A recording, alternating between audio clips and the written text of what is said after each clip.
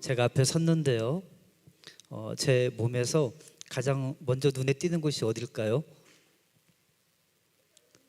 네? 감사합니다. 네.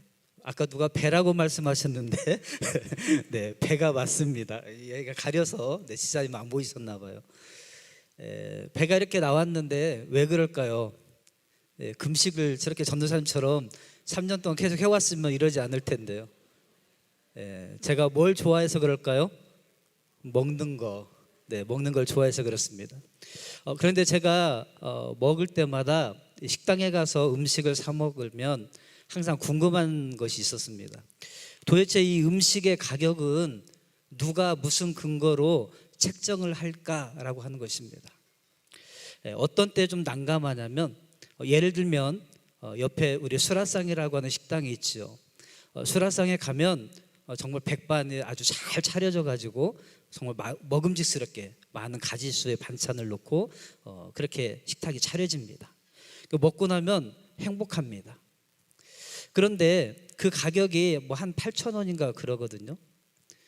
그런데 파스타 집에 가면 그냥 딸랑 파스타 단품 메뉴 하나 나오거든요. 근데 그게 8,000원보다 비싸요. 그래서 도대체 이게 음식 가격은 누가 무슨 근거로 정하는가 궁금했습니다. 여러분, 세상에 존재하는 것들은 다 나름대로의 가치가 있습니다. 그리고 그 가치를 환산해서 우리가 어떤 대가를 지불하는데 어떤 사람은 그걸 수치화해 가지고 돈으로 지불하기도 하고요. 또 어떤 사람은 뭐 유형 또는 무형의 어떤 다른 형태로 대가를 다 지불을 하더라고 하는 것입니다. 그래서 그 사람이 무엇을 대가로 지불하느냐를 보면 그 사람이 정말로 가치를 어디에다가 두고 있는지를 우리가 알 수가 있다라고 하는 것이죠. 아마 귀한 것에 가치를 두는 것에 돈을 팍팍 쓰겠죠. 시간도 쓰고 에너지도 쓰고 아마 그럴 것입니다. 우리 잠깐 영상을 하나 보도록 하겠습니다. 조금 어둡게 해주시고 한번 보시겠습니다. 하나님의 소속이고 하나는 바벨론 마귀 소속입니다. 소리 둘이 다 천국 가겠습니까? 그러면은 니야 바벨론 가든 말든 나는 천국 가야 되겠다 이러면 달라져야 되죠? 한번 생각해 봐야 합니다. 여러분 생각은 어떻습니까? 맞죠? 부부지간이라 한다 할지라도 하나가 아니라면은 달라져야 되겠죠? 이 말을 깊이 있게 들어야 합니다. 강원도 춘천. 이만희 총회장의 말이 세상의 전부라 믿었던 아내들이 모였습니다. 그래도 용기를 내주셨네요. 작년 11월 신천지를 탈퇴한 수영 씨. 수영 씨를 신천지로 이끈 은성 씨. 신도를 100명까지 관리했던 부녀부장 강자 씨. 신천지를 4년간 믿었던 영선 씨. 남편에게 각서 받아본 분. 공진 사무실에 가서 직접 받은 거고요. 아내의 종교를 인정한다. 그리고 간섭하지 않는다. 나는 신천지 때문에 가출을 해봤다. 각서에 가출은 기본. 신천지로 인해서 이혼을 준비했었다. 아내. 신천지를 믿은 후 이혼의 문턱까지 갔던 네 사람. 아니, 이혼은 네 분 다 준비하셨어. 가족이나 세상 사람들이 내가 죽지 않는다고 영원히 살 수 있어. 그런 말을 누가 믿겠냐고요. 정말 터무니없는 얘기죠. 가족 입장에서는 얘가 진짜 완전히 미쳤구나. 완전히 세뇌가 됐구나. 이거 어쩌나. 최근에 이혼을 시키는 집단이 되니까 유도만 하지 못해서 이제 결국 본인이 결정을 하고 이혼하겠다 이제 말이 나오겠죠. 이들은 임모와 말합니다. 이혼은 신천지가 그리게 한 세계였다고 말이죠. 결혼 7년간 큰 싸움 한 번 없었던 수영 씨 부부. 두 사람의 관계는 신천지로 인해 금이 가기 시작했습니다. 신천지 신도인 게 알려지자 심해진 불화. 그때부터 남편을 폭력적인 사람으로 몰아가야 했습니다. 샤워기 헤드 이 부분으로 이 부분을 허벅지를 때려서 세게 때려서 멍을 만들어라. 멍을 만든 다음에 사진을 찍어서 그걸로 현장으로 신고를 하라 와. 말씀하셨어요. 아이고. 아, 이게 그런 지시사항이 저렇게 구체적으로 있다고요? 뭐 말로만 보지 실제로 그렇게 하시는 분들도 계셨어요. 아니요, 실제로 본인이 해보신 방법이라고 저한테 알려주셨어요. 자해죠, 자해. 눈을 똑딱 보고 남편하고 싸울 때 눈을 응시하라고. 그리고 위에서 아래로 이렇게 내려보면서 그 자세랑 굉장히 구체적인데요? 포지션, 맨 밑에서 거리를 두고 이런 것까지 다 지시해 줬었거든요, 세세하게. 그렇게 해서 싸움이 할 때는 이겨야 된다고 기술이라면서 알려주셨어요. 와. 싸워라. 싸워서 이겨야 된다. 신앙은 네가 자유지 아니냐.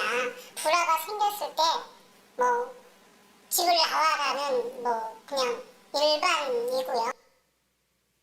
네, 잘 보셨습니까? 사람만 두 네, 이 영상은 바로 엊그제 수요일 밤 10시에 MBC 실화탐사대에서 방영했던 내용인데요. 신천지에 빠진 사람이 또 그 안에서 교육을 받아서 이혼 또 한 가정을 그냥 가출하기도 하고 그런 모습들을 이렇게 독려받았던 것에 대해서 이야기하는 것을 볼 수가 있습니다. 지금 우리가 보면 너무 어이가 없는 내용이지만 여러분 거기에 빠진 사람들은 지금 어떤 것에 더 가치를 두고 있는 것 같습니까? 가족에게 가치를 두고 있습니까? 아니면 자기의 집단에 더 가치를 두고 있는가 하는 것입니다. 어디에 두고 있죠? 안 보셨어요? 네. 그 사람들은 가정보다도 자기들이 믿고 있는 그 신념과 그 집단에 더 가치를 두고 있다라고 하는 것이죠. 그것 때문에 가족도 포기하고 때로는 직장도 포기하고 또 학업도 포기하고 그렇게 살아가고 있습니다. 여러분, 그런데 만약에 가족에가 더 가치를 둔 사람은 이혼을 쉽게 조장을 할 수 있을까요? 가출을 독려할 수 있겠습니까? 이단 상담을 하다 보면요, 개종 교육을 해야 할 때가 있습니다. 그런데 그 일이 사실 만만치가 않습니다. 이단 상담소에 가면은 영이 죽는다고 가르치기 때문에 스스로는 절대로 상담소를 찾아오지 않습니다. 그래서 어쩔 수 없이 가족들의 물리력의 힘을 빌려서 그들을 데려다가 신천지와 격리를 시켜서 교육에 들어갈 수밖에 없습니다. 왜냐하면 이 사람들이 신변 보호 요청서를 신천지에다가 제출을 합니다. 그러면 가족들이 만약에 이 신천지에 빠진 사람을 데려다가 다른 데로 뭐 감금을 하거나 그러면 한 두세 시간만 카톡에 연락이 없거나 보고를 안 하면은 당장에 이 신천지에서 출동을 합니다. 그리고 이 사람들 위치 추적해가지고 막 찾아내거든요. 그래도 부모라도 막을 수가 없어요. 가족이라도. 왜냐하면 신변보호 요청서를 그쪽에다 냈기 때문에 그렇습니다. 그래서 그렇게 격리를 시켜서 교육을 시킬 수밖에 없는 거예요. 그런데 그렇게 교육을 하다 보면은 자해를 할 수도 있고요. 또 도망갈 수도 있기 때문에 24시간 가족들이 교대로 깨워서 지킬 수밖에 없는 것입니다. 그리고 이제 더군다나 계속 반항을 하다가 언제 마음이 열려서 내가 회심 교육을 받겠습니다라고 말할지도 몰라요. 그러니까 짧게는 한 달, 길게는 3개월 또는 6개월을 걸려요. 이런 가족들은 애가 터지는 것이죠. 여러분, 그러면 온 가족이 한 사람을 위해서 매달려야 되니까 3개월, 6개월을 이 사람과 같이 24시간 있으려면 뭘 해야 될까요? 가족들이 다니던 직장을 내려놔야 됩니다. 학교에 다니는 사람은 일단 학교를 휴학을 해야 됩니다. 기약 없는 싸움을 계속해서 싸워가야 됩니다. 그 이유가 무엇입니까? 이 사람의 가족들의 가치는 어디에 있는 거예요? 돈에 있는 것이 아니라 바로 자기 가족의 영혼에 있기 때문에 그렇습니다. 생명의 가치를 두니까 그 많은 대가를 지불하는 것입니다. 그 엄청난 대가예요, 대가. 몇 개월을 다 온 가족이 아무 일도 안 한다면 돈은 어디서 나겠습니까? 그런 모든 것을 다 대가를 지불하고 그 일에 뛰어드는 것입니다. 그 과정을 옆에서 지켜보면 얼마나 눈물겨운지 모릅니다. 여러분, 그런데요, 모든 가정이 다 그렇게 하느냐? 그렇지 않습니다. 어떤 사람은 그놈 그냥 내버려 둬. 지금 당장 내가 먹고 살기 바쁜데 가서 일해야 되는데 언제 그거 하고 있느냐, 이렇게 이야기하는 사람들도 많습니다. 그래서 개종이 되는 사람, 이단에서 빠져나온 사람과 나오지 못한 사람의 차이는 딱 하나입니다. 가족들이 얼마나 똘똘 뭉쳐서 모든 대가를 지불하고라도 이 가족들을 살려야 되겠다라고 이 마음이 있으면 시간이 걸리더라도 꺼낼 수가 있습니다. 그런데 가치가 내 가족의 영혼에 있지 않고 가정의 회복에 있지 않고 그냥 먹고 사는 것에 가치를 두어버리면요, 그냥 영영 잃어버리고 말더라고 하는 것입니다. 여러분, 차이는 뭡니까? 가치를 어디에다 부여하느냐, 그겁니다. 무엇에 더 간절함이 있는가 하는 거예요. 여러분, 예수님께서는 무엇에 가치를 두셨습니까? 바로 저와 여러분의 생명의 가치를 주셨습니다. 그래서 그분은 엄청난 대가를 지불하셨어요. 하나님이신 그분이 피조물인 사람의 몸으로 이 땅에 오셔야 되는 하나님으로서 치르지 않아야 될 엄청난 대가를 지불하신 것입니다. 사람들에게 예배를 받으셔야 되고 찬양을 받으셔야 될 그분이 조롱과 멸시를 받으시는 대가를 지불하셨습니다. 죽음이라고 하는 개념이 없으신 그분이 죽음을 경험하셔야 되는 대가를 지불하셨습니다. 예수님께서 그렇게 대가를 지불하신 것은 왜 그렇습니까? 바로 저와 여러분의 생명의 가치를 가장 최고의 가치로 두셨기 때문에 그렇습니다.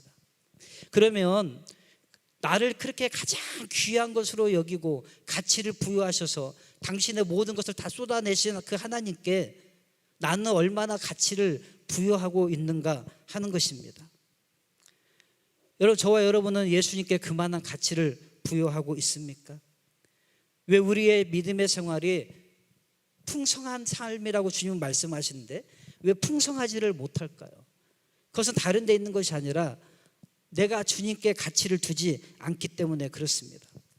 여러분, 예수님은요, 우리에게 있어서 최고의 가치를 부여받기에 합당하신 분이십니다. 그 예수님의 가치를 발견하고 그렇게 실제로 살아낸 증인이 있습니다. 바로 사도 바울입니다. 우리 빌립보서 3장 7절에서 9절 말씀인데요, 우리 너무나도 잘 아는 말씀이지만 다시 한번 우리 바울의 마음을 생각하면서 읽어보겠습니다. 시작. 그러나 무엇이든지 내게 유익하던 것을 내가 그리스도를 위하여 다 해로 여길 뿐더러 또한 모든 것을 해로 여김은 내 주 그리스도 예수를 아는 지식이 가장 고상하기 때문이라. 내가 그를 위하여 모든 것을 잃어버리고 배설물로 여김은 그리스도를 얻고 그 안에서 발견되려 함이니. 네, 거기까지요. 여러분, 바울은 가치 부여의 대상이 바뀐 사람입니다. 전에는 그의 가치가 출세에 있었고 또 세상 지식을 많이 쌓는 것에 있었고 또 사람들로부터 인정받는 것에 그의 가치가 있었습니다. 그래서 그의 인생을 다 거기에다가 쏟아 부었던 것이죠. 가말리엘의 문화생으로 들어가서 그 힘든 율법에 대한 모든 것들을 공부를 했습니다. 또 예수 믿는 사람들을 잡아서 옥에 가두기 위해서 다메섹까지 쫓아가는 그런 열정을 보이기도 했습니다. 그런데 그가 예수님을 만나고 나서는 그렇게 무시했던, 그렇게 가치 없게 여겼던 예수님, 그분이 오히려 가치를 더 높게 발견을 했던 것이죠. 그리고 자기가 그동안 가치를 부여했던 자기의 출세나 지식이나 사람들부터 인정받는 것에 대해서는 그 가치를 다 내려놔 버렸습니다. 여러분은 주님에게 어떤 가치를 부여받은 존재인지 아십니까? 하나님이신 그분이 모든 걸 다 쏟아 부으셔서 여러분이 소중하다라고 가치를 부여해 주셨습니다. 그러면 주님의 가치는 어떻습니까? 성경은 주님은 세상보다 크시다라고 말씀합니다. 그래서 세상보다 크시기 때문에 그분의 가치를 우리가 측량할 수는 없습니다. 그렇지만 분명히 우리가 그분의 가치를 측량할 수는 없지만 그분이 얼마나 가치 있는 존재인지는 저와 여러분이 이 땅에 살아가면서 그분을 위해서 얼마나 대가를 지불하느냐를 통해서 세상 사람들이 알게 되는 것입니다. 아, 예수님의 가치가 저거밖에 안 되는구나. 아, 예수님의 가치가 정말 엄청난 거구나 라고 하는 것은 바로 그리스도인인 저와 여러분, 그 가치를 소중하게 여기셔서 모든 존재를 다 버리셨던 주님이 우리를 이렇게 높게 가치를 세우셨는데 내가 주님을 향해서 매긴 가치에 대해서 세상은 어떤지 평가를 하더라고 하는 것입니다. 내가 가치를 부여하고 내가 대가를 지불하는 만큼 세상은 주님을 알 수 있습니다. 주님의 가치를 그렇게 먹을 수밖에 없어요. 여러분은 여러분을 통해서 예수님의 가치가 얼마만큼 여러분의 가족들에게, 이웃들에게 증거가 되고 있습니까? 사도 바울은 자신의 인생을 통해서 주님의 가치를 입으로만 말한 것이 아니라 그의 삶으로 살아냈습니다. 바라기는 저와 여러분들이 가치가 전도되기를 축복합니다. 정말 나는 주님의 가치를 얼마큼 부여하고 있는가? 그 가치에 합당하게 나는 내가 대가를 지불하고 있는가? 아무리 입술로 주님이 소중합니다, 주님 사랑합니다라고 해도, 주님이 나의 전부입니다라고 해도 내가 실제로 대가를 지불하지 않고 있다면 사람들은 감동하지 않습니다. 사람들이 감동하지 않는데 주님이 감동할 수가 없고, 그 사람이 하나님과의 관계 속에서 풍성함을, 영적인 축복을 누릴 수는 없는 것입니다. 여러분, 주님의 가치를 다시 한번 재발견하시기를 바랍니다.